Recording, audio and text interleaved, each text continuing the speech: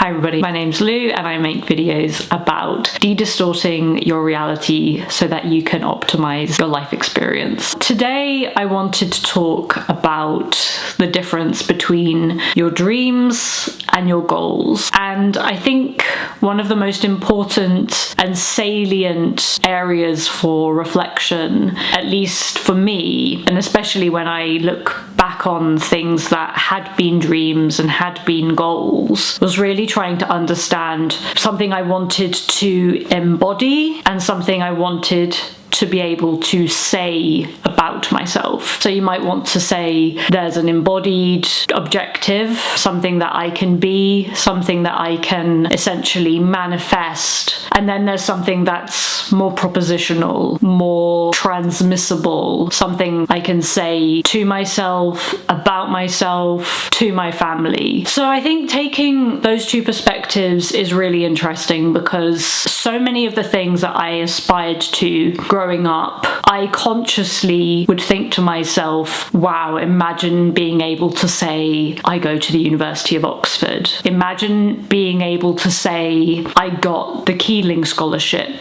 None of these things were what I would call dreams. Anything that I propositionalized in that way, I sort of reduced it to being able to say something about myself, was simply a matter of, wouldn't this be useful to leverage? Wouldn't this be useful socially? Something I can tell my parents, something that can make them proud. It really wasn't very introspective, or it didn't have a direct, meaningful connection with my true sense of value. And as I went through my education and obviously went to university and, went to Oxford and Cambridge and all this stuff, I think the problem was that so many of these things felt like other people's wishes for me, and so they inevitably took on this propositional or propositionalized form in my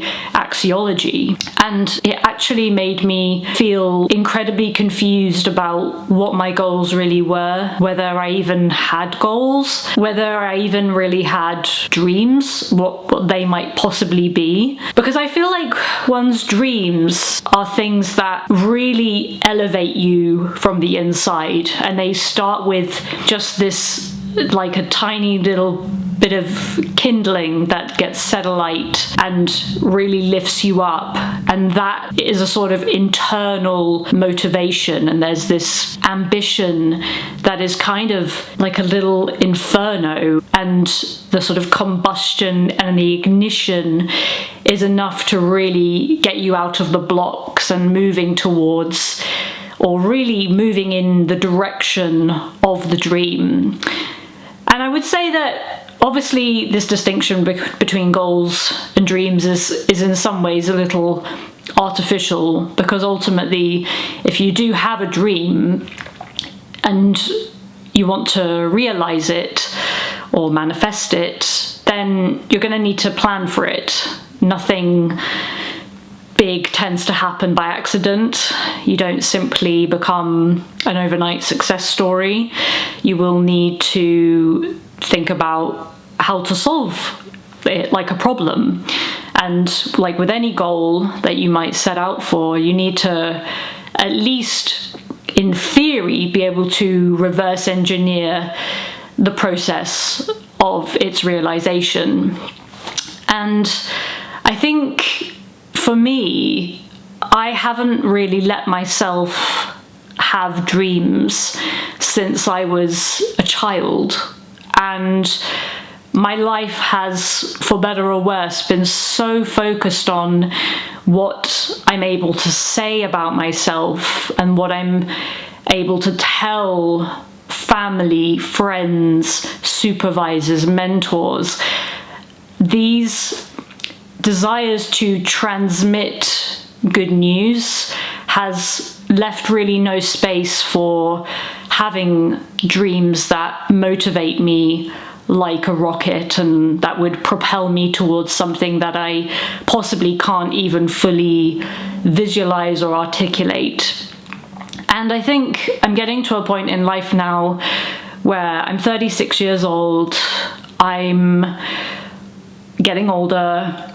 I have achieved a lot of the things that I had wanted to. I am able to say about myself that I went to Oxford, I went to Cambridge, I won these scholarships, I published these papers. I can say I'm a fellow of the Royal Society of Arts. I can say I'm a visiting scholar at Fairfield University. There's so many things that I can say about myself, but ultimately they just feel like a fairly meaningless and emotionless CV. And I think at the age of 36, it's very easy to think, this is sort of it now. I have reached cruising altitude in my relationships, in my career, in my business, and what I have made of life so far is what it is, and what will be, will be.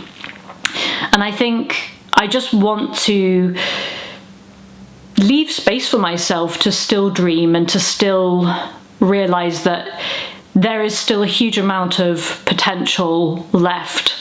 And while I can't particularly explain what my dreams are, I definitely feel passionate about life, and I feel particularly inspired creatively, although I don't yet know how to direct that creative potential. And the kinds of things I feel inspired by, they're not reducible to things I can say about myself. They're not reducible to things that are transmissible in propositional form. They are acts of creativity, acts of kindness, huge patterns of connection with others, with spirituality, that I personally, in my bones, want to manifest. And it wouldn't be so that I could show anybody the results, it would simply be for me. And I just wanted to talk about that today because I think it's really important that you reflect along your journey, your process, why you are doing the things you're doing. I think so many of us can be caught on a hamster wheel of being a performing monkey almost, and not really understanding why we do things. But I personally have heard it said again and again throughout my life, and amongst, you know, very sort of competitive peers, especially at university, where people absolutely fixate on what they can say about themselves, what achieving something will enable them to say truthfully, whether or not it actually resonates deep inside or not. So I want to leave that with you, and I'd love to hear what you think. Thank you very much, and see you soon.